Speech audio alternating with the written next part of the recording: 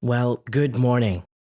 Summer is here, and the heat wave and high temperature in Iraq is unbearable. However, you have to set specific goals to achieve during summer, whether these goals are learning vocabulary, pronunciation, or focusing on certain grammatical issues that you struggle with.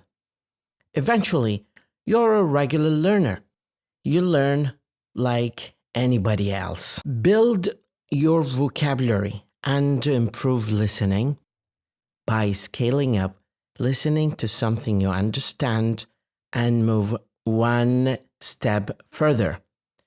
Challenge yourself in a way that you can manage the amount of vocabulary that come into your ears.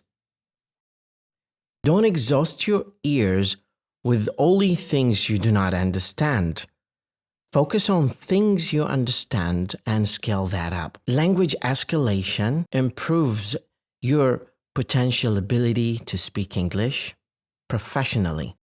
We cannot be native speakers, but we can be professional English speakers. You can also explore online courses, but I really think when it comes to learning from free sources online that YouTube actually is the best institute in the world to teach you any kind of skill that is common in society. I really encourage you to subscribe to my channel and to my fellow friends' channels who are content creators of English lessons.